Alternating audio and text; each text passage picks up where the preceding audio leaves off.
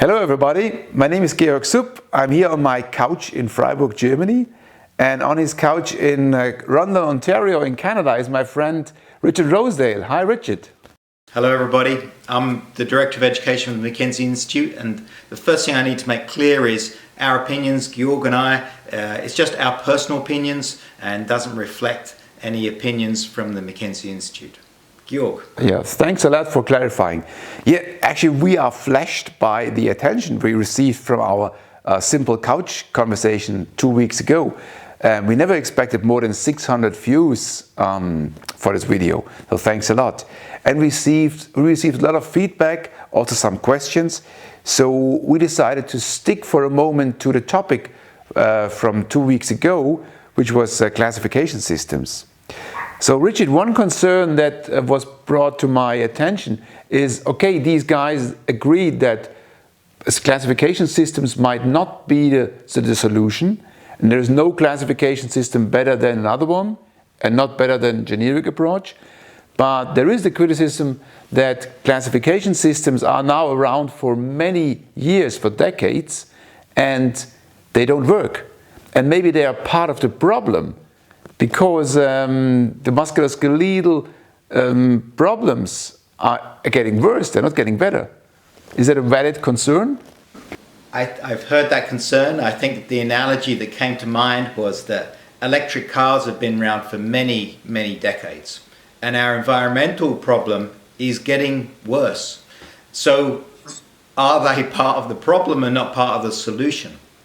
Well, of course, we know only a small number of people have actually used electric cars.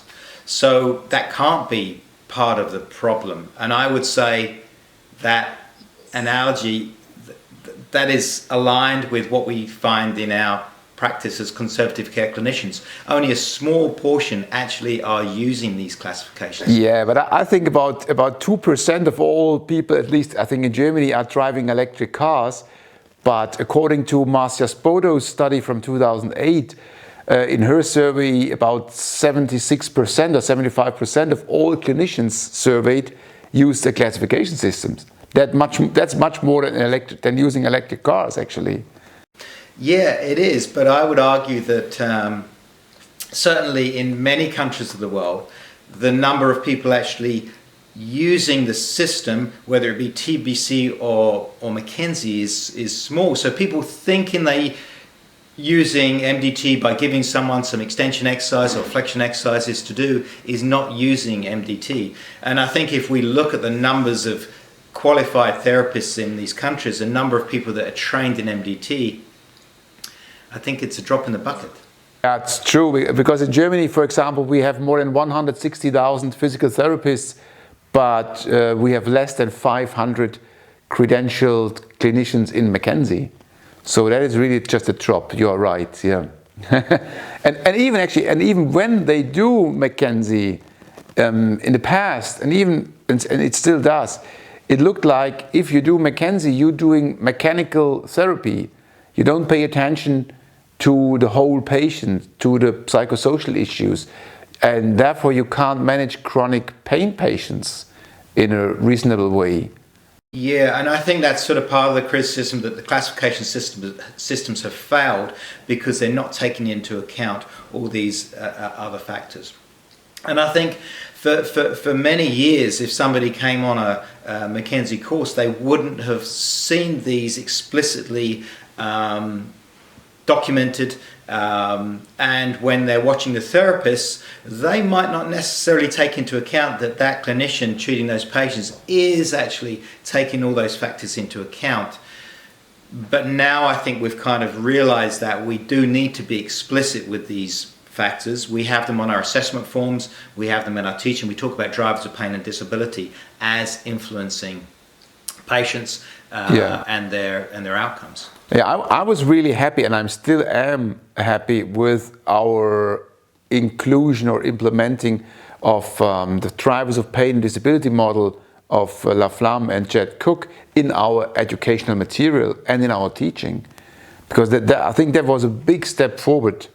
Because as you said, until there, We didn't even have it on the forum. We didn't have a space on the forum to write down issues in this direction.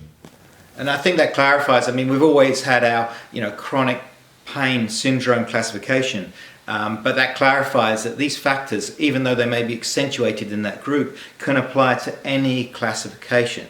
So if we have a patient with a derangement and we find that they are not responding well, they may not be responding well because some of the drivers that we identified are inhibiting the recovery, and those need to be addressed if we have the capability to address them. That's true, yeah. And on the other hand, if you look at the group that fulfills the high risk, or is in the high risk group, for example, the high risk group you identify by using the STarTBack. And Mark Warnecke did that, and he took patients that are in a high risk group, more than 100 low back pain patients, high risk STarTBack. And then they evaluated these patients, they looked for directional preference, and they found in about 2/3 of these patients that they show a directional preference. So we have this overlap. On the one hand, high risk identified by STarTBack, or maybe drivers of pain disability, which at that point was not an issue, but still we find direction preference and can treat them according to their classification. Yeah, I think I'd be hard pushed to say that if you found by using the STarTBack screening, and I think we encourage people to use these screening tools for sure, but if they were in the high risk group but they had a directional preference, why not get the patient to explore that?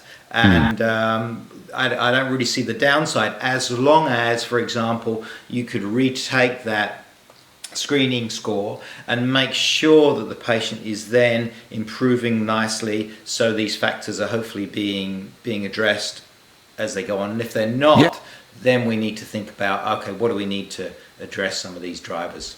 Yeah, and that is what Mark found. He found that the patients in the directional preference group, they had concerning functional outcomes, they had a significant improvement compared to the group that did not show directional preference. So it makes perfect sense to address this. Also, all the other aspects are there and are maybe even predominant.